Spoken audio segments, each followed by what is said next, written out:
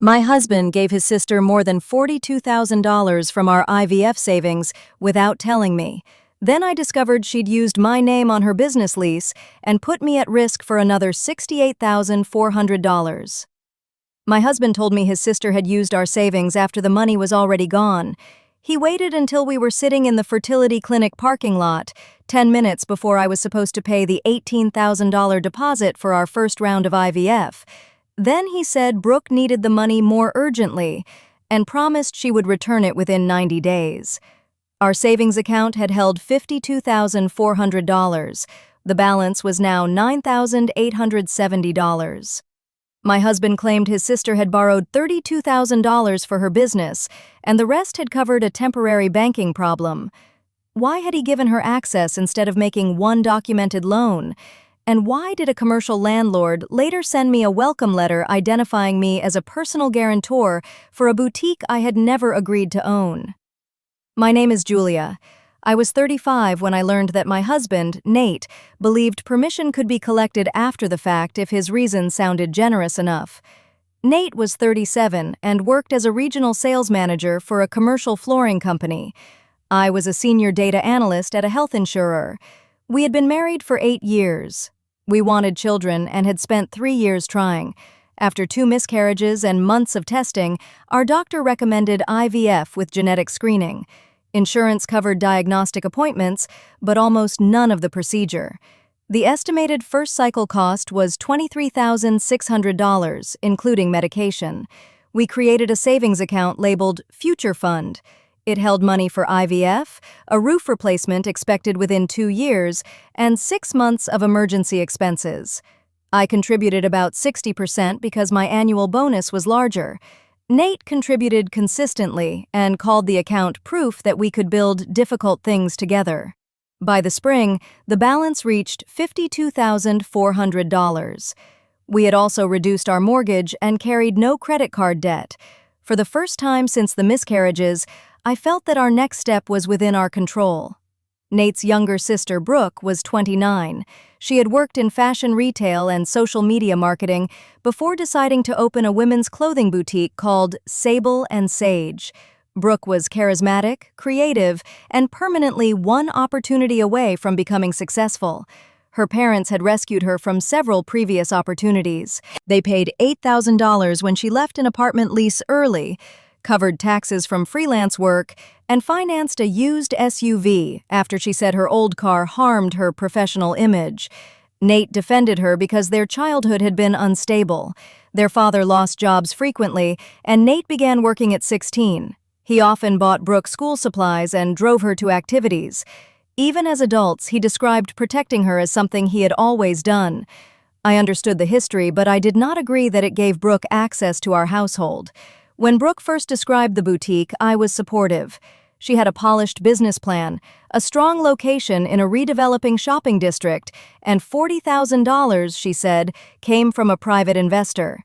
She projected profitability within 8 months. I offered to review her sales forecast. Brooke declined and said too many numbers could make a creative business afraid to breathe. That sentence concerned me, but the business was not mine. 3 months before our IVF deposit was due, Brooke hosted a family dinner at the unfinished shop. The space had exposed brick, brass clothing racks, and a wall painted deep green. She said the landlord had given her 6 months of reduced rent, and vendors were extending generous terms. Nate looked proud. He told everyone Brooke had finally found the thing she was meant to do. I asked whether the private investor remained involved. Brooke said the investor had become difficult, but that another funding source was nearly confirmed. On the drive home, I told Nate I hoped he would not lend Brooke money without discussing it with me. Nate said, "I know what the future fund is for. You do not have to warn me." That direct reassurance became important later. 2 weeks afterward, our savings account stopped appearing on the home screen of our banking app. I assumed the bank had changed the display after an update. Nate handled the account login because it had originated at his credit union, but both of us were named owners. I asked him to restore it. He said he would call the bank. The following week, Nate suggested delaying the roof inspection until fall. He said interest rates on business savings had changed, and we might earn more by moving the future fund. I asked where he wanted to move it. He said he was researching options. I did not know he had already moved it. Our clinic scheduled the cycle for June. The deposit of $18,000 was due at our medication planning appointment.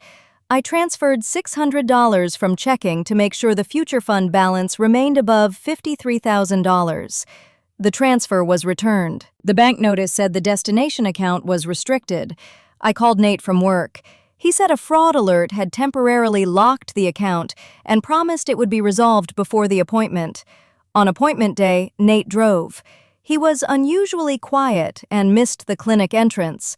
In the parking lot, he turned off the engine and kept both hands on the steering wheel.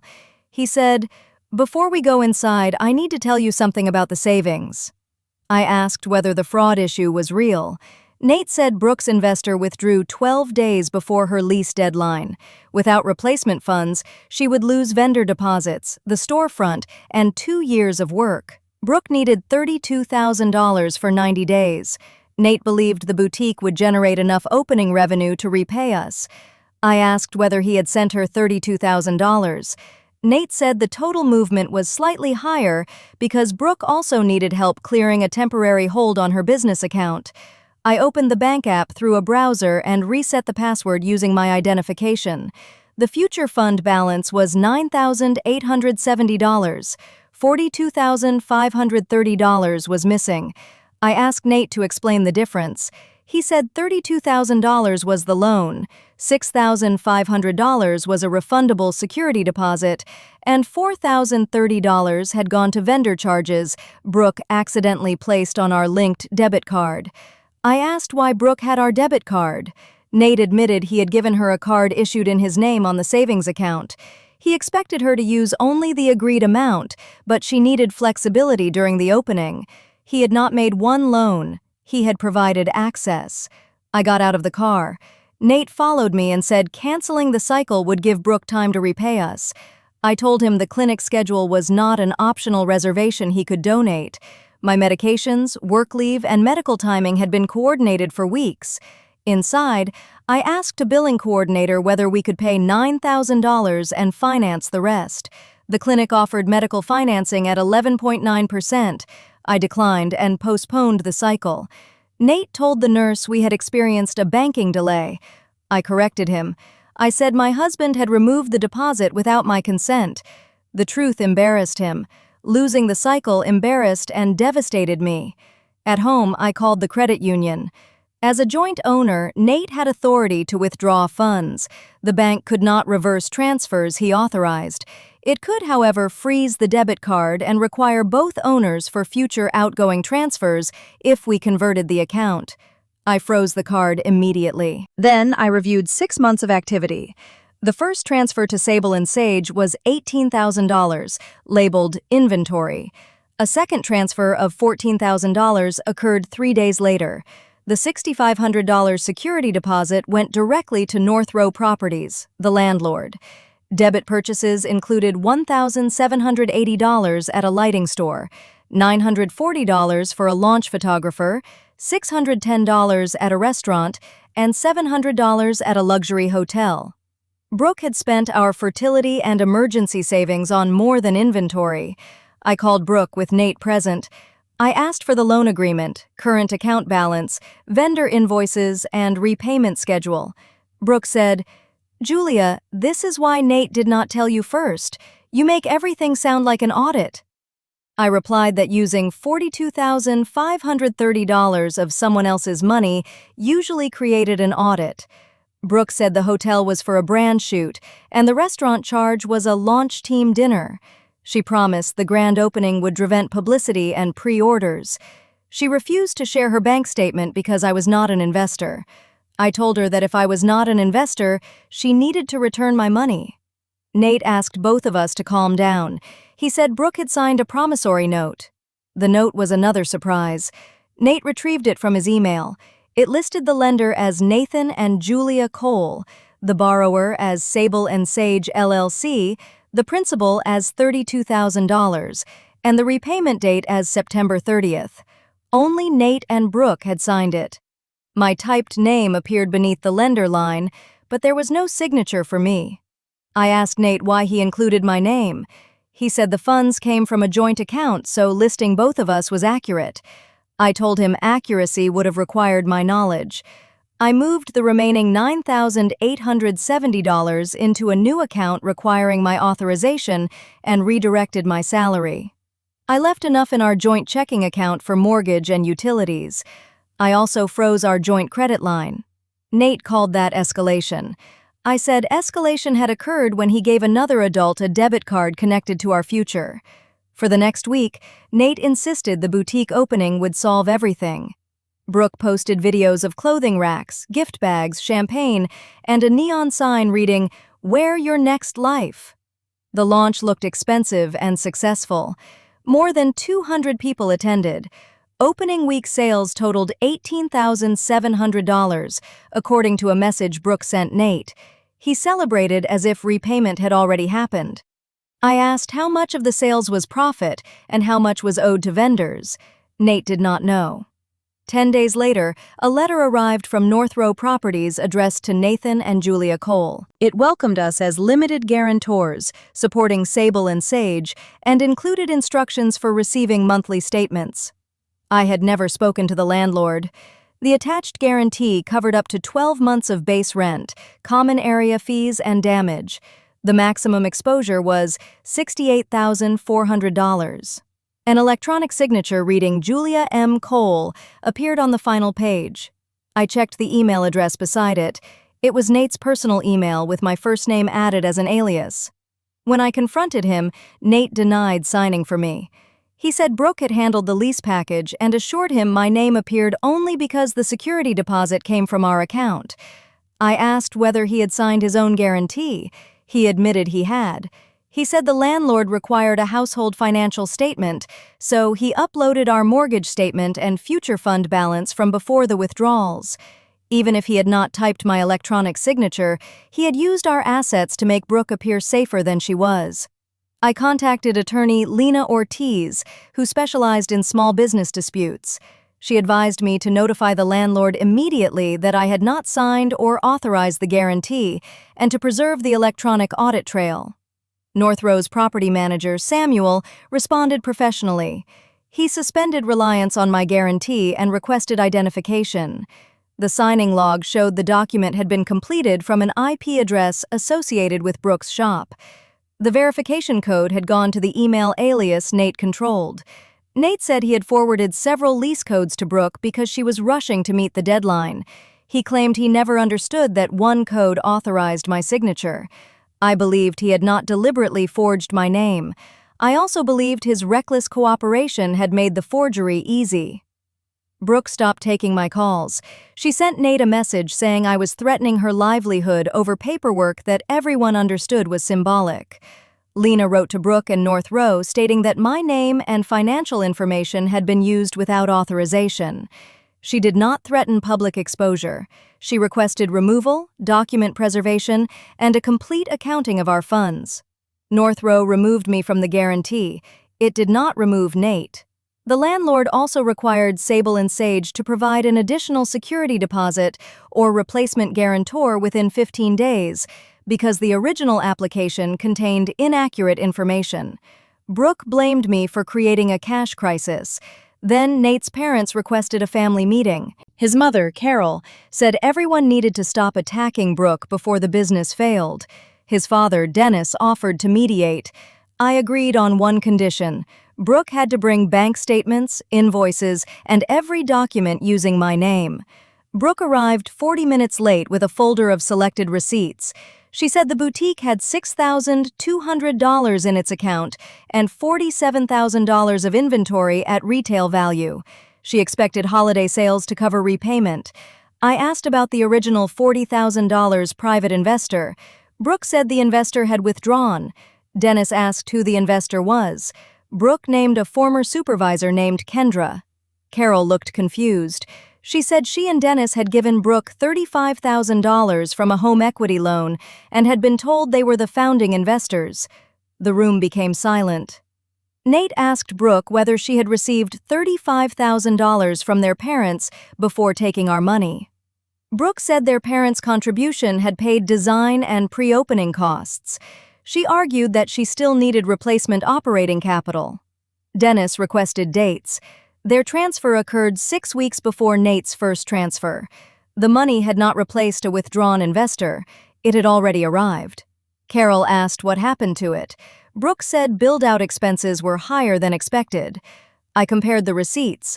The landlord had provided a $22,000 tenant improvement allowance. Brooke's folder included contractor invoices that the allowance had already reimbursed. She was counting the same expenses against her parents' money. The second major discrepancy involved the $14,000 transfer. Nate believed it paid inventory. Brooke's bank statement showed that $9,600 went to the State Revenue Department for overdue sales and income taxes from her previous freelance business. Another $2,400 paid personal credit cards. Only $2,000 reached a clothing vendor. Brooke had used our IVF savings to clear old liabilities that she knew would have changed everyone's decision. Nate stared at the statement and asked, "Why did you tell me the tax payment was a vendor wire?" Brooke replied that taxes were a business obligation and the distinction did not matter. It mattered because she had obtained the money by describing a temporary inventory gap backed by incoming sales. I asked who placed my signature on the guarantee. Brooke said her lease consultant completed forms from information Nate supplied. When Dennis asked for the consultant's name, Brooke admitted the consultant was a friend who sometimes handled social media contracts. Samuel from North Row joined by phone at Dennis's request. He confirmed that no licensed broker or attorney had submitted the lease. The electronic application came directly from Brooke's account. North Row had accepted it because the financial statement showed more than $50,000 in household savings. Brooke accused me of humiliating her in front of the landlord. I told her I had not invited the landlord into the situation. She had invited my identity into the lease. The meeting ended without repayment. But the story Nate had relied upon was gone. There was no missing investor, no 90-day inventory bridge, and no harmless symbolic paperwork. There were 2 family savings, old tax debt, a false financial statement, and my unauthorized signature. Nate moved into his parents' guest room after the meeting. I needed space, and Carol wanted him close enough to confront what his protection of Brooke had cost. For once, his parents did not ask me to forgive quickly. Lena negotiated a written settlement. Brooke and Sable and Sage acknowledged owing us $42,530, not only the $32,000 note. She agreed to return unused refundable deposits, sell specified inventory, and make monthly payments. Dennis and Carol declined to guarantee the full debt, but they agreed that proceeds from any liquidation would be divided proportionally between their loan and ours. North Row required Brooke to replace Nate's guarantee. She could not. The landlord offered an early surrender. Sable and Sage could leave within 60 days, pay 2 months' rent, and avoid the remaining lease liability. Brooke called the offer sabotage. Her sales records showed the boutique was losing about $7,400 a month. Remaining open would not save it. It would consume whatever value remained. Nate finally told her to accept. The store closed 4 months after opening. Inventory liquidation generated $31,800 after fees. Refundable deposits added $5,900. After rent, employee wages, and secured vendor claims, $18,600 remained for family lenders. Our proportional share was $9,940. That was all the business could return immediately. Brooke signed a personal repayment agreement for the remaining $32,590. Her parents hired a tax professional and learned her unpaid liabilities were larger than she had admitted.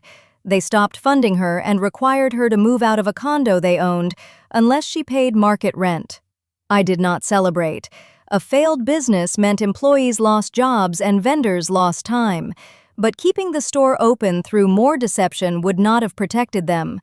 The financial repair inside my marriage was separate from Brooke's repayment. Nate had authorized the loss, so I required him to restore the future fund regardless of whether Brooke paid.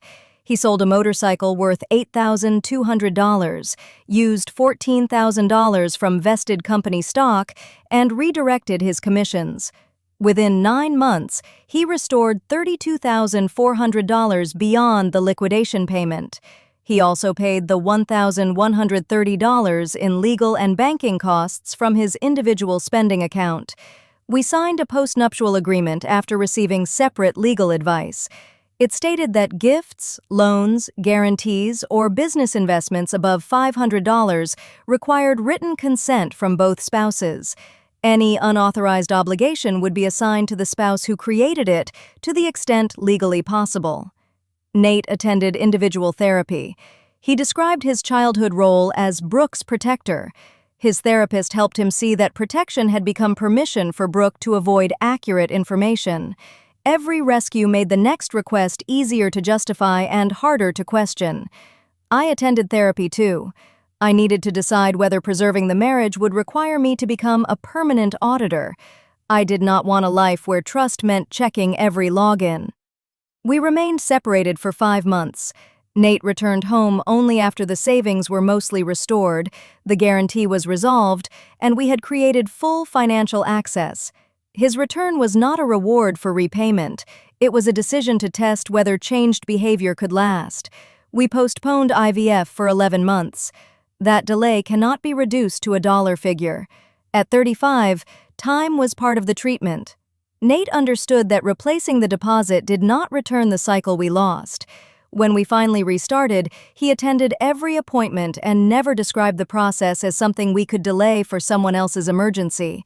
Our first cycle resulted in 2 viable embryos. The first transfer failed. The second became our daughter May. Brooke met May once at a family gathering. She said becoming an aunt had changed her perspective and asked whether we could reduce her monthly payment while she retrained for a new career. Nate answered before I did. He told Brooke, "Your payment is already based on what you can afford. Julia and I will not finance another reset." Brooke called him cold. He did not chase her when she left. Over the next 2 years, Brooke repaid another $11,400 through automatic transfers. She missed several payments but communicated through the written process rather than emotional emergencies. We do not expect the full balance soon. The repayment exists because documentation replaced promises. Carol and Dennis sold the SUV they had financed for Brooke and applied the remaining equity to their own loan. They apologized to me for supporting a family culture where questioning Brooke was treated as cruelty. Their apology did not erase the meeting, but it changed future behavior. Nate and Brooke now speak occasionally. He does not review her budgets, co-sign contracts, or forward verification codes. When she proposes a business idea, he wishes her well without becoming the funding plan. The roof on our house was replaced the year May was born. We paid cash from a new account that requires approval from both of us for transfers over $1,000. The rule creates a small inconvenience. We welcome it. I kept the clinic postponement email and North Row welcome letter. One documents the future we had to delay. The other documents how far Nate's secret decision expanded after he told himself it was only a short loan. People sometimes ask whether Brooke stole the money. Legally, Nate had authority to withdraw from the joint account. Morally, the more important betrayal began inside my marriage. Brooke asked. Nate decided my answer was unnecessary and gave her access. Her later deception made the damage worse, but it did not create his choice. I stayed because Nate accepted that distinction. He stopped using Brooke's dishonesty to minimize his own. He restored the funds, accepted legal limits, tolerated my anger without demanding quick forgiveness, and changed how he responded to family pressure. Our marriage is more formal around money now. Some people think formality means less love. I think informed consent allows love to remain love instead of becoming leverage. The future fund still exists, though we renamed it Shared Future. Every contribution and withdrawal is visible. May's education account is separate and cannot be accessed with a debit card. No family member knows the balance. Nate also removed himself as the person who automatically handled every family crisis. When his parents need help, requests go into a group message that includes both siblings and both spouses. Facts arrive before decisions, and silence is no longer treated as consent. The boutique's neon sign was sold during liquidation to a hair salon. I saw it once through the salon window. Wear your next life. I thought about how Brooke had tried to purchase her next life with money assigned to ours. She did not destroy our future, but she and Nate delayed it, indebted it, and forced it through a legal and emotional recovery that should never have been necessary. If your spouse gave his sister access to more than $42,000 of your shared savings, caused you to postpone fertility treatment, and allowed your name to appear on business documents without permission, would repayment and permanent financial safeguards be enough for you to stay, or would the decision itself end the marriage?